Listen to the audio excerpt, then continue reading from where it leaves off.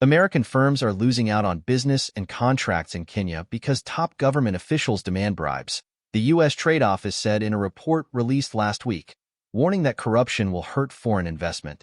According to the Office of the U.S. Trade Representative, American businesses are finding it hard to secure Kenyan government contracts meant to develop the East African nation because senior government officials seek a bribe before awarding such jobs. The 2024 National Trade Estimate Report on Foreign Trade Barriers said that the contracts are going mainly to foreign firms willing to pay the bribes.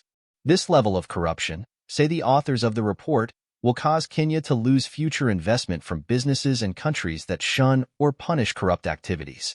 Cleophas Malala, Secretary General of Kenya's ruling party, acknowledged that Kenya's procurement and payment system has been a problem but said President William Ruto and the government are working to solve the problem. We know it's a challenge to us, but the president is keen on fighting corruption. You've seen how hard he has been. He moved very swiftly when the Kemsa saga came up, Malala said, referring to a corruption scandal last year involving a $28 million contract that led to the dismissal of the top officials at Kenya's Medical Supplies Authority. He has been steadfast in ensuring that any public officer who gets involved in corrupt activities languishes his position and faces the rule of law, Malala said. As a political party, we've said time and again that we are not going to defend anybody. According to a survey by Kenya's Ethics and Anti-Corruption Commission, the country's interior, health, and transport ministries are the most corrupt.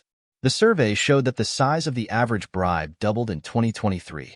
Kenyan activist Boniface Mwangi told VOA that American businesses are simply being asked to follow what has become a standard procedure in Kenya. Kenyans pay bribes every day, not because they want to, but because they are forced to, Mwangi said.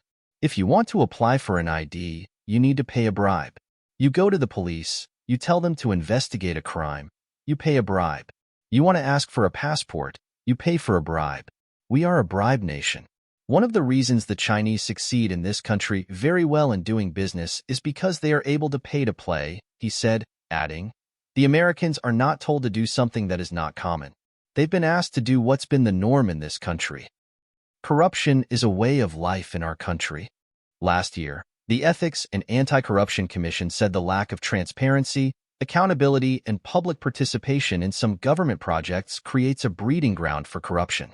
That aligns with the U.S. Trade Office report, which said American firms complained of excessive complexity and inefficiency in the procurement process for contracts. Malala said the government is working to change some of the procurement laws to help fight corruption and allow investors to compete fairly. We would want to ensure that all our investors get justice when it comes to the procurement system, he said. Kenya finished low on the Transparency International Corruption Rankings for 2023, ranking 126th out of 180 countries measured for perception and prevalence of corruption.